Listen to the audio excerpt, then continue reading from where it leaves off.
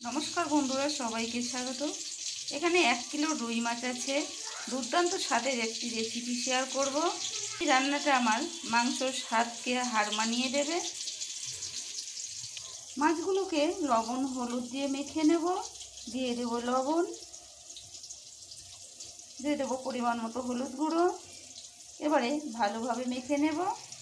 এবারে গ্যাসে কড়াই বসিয়েছি, কড়াইটা আমার গরম হয়ে গেছে। দিয়ে দেব তেল। ভাবে গরম হয়ে গেছে, দিয়ে দেব মাছগুলোকে আমি ভালোভাবে ভেজে নেব।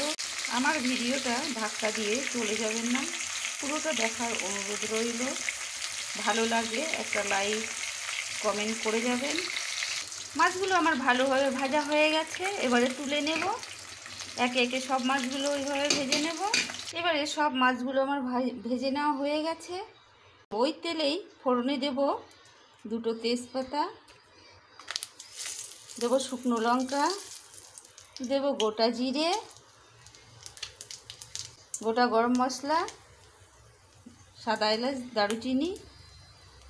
এবারে ফোড়নটাকে ভালোভাবে ভেজে নেব। ফোড়নটাকে ভালোভাবে ভেজে নিয়েছি, ফোড়ন থেকে খুব সুন্দর সেন্ট বেরিয়েছে। এবারে দিয়ে দেব কেটে রাখা পেঁয়াজ, রসুন। পেঁয়াজ রসুনটাকে লাল লাল করে ভেজে নেব। পেঁয়াজ রসুন ভালোভাবে ভেজে নিয়েছি। এবারে দিয়ে দিব বেটে রাখা মশলা, আদা, জিরে, শুকনো লঙ্কা।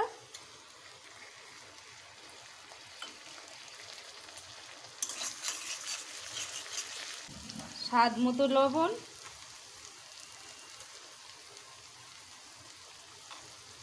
দিয়ে দেব পরিমাণ মতো হলুদ গুঁড়ো, দিয়ে দেব কাশ্মীরি লঙ্কা গুঁড়ো।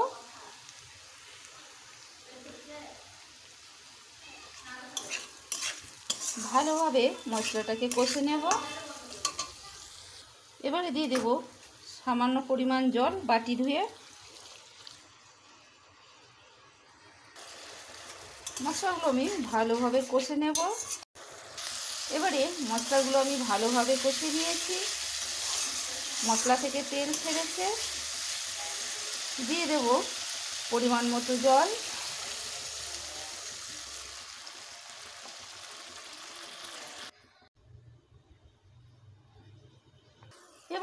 এবারে ঝোলগুলো ফুটে গেছে, দিয়ে দেবো ভেজে রাখা মাছ।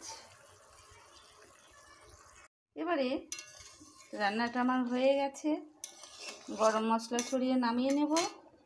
দিয়ে দেব বেটে রাখা গরম মশলা।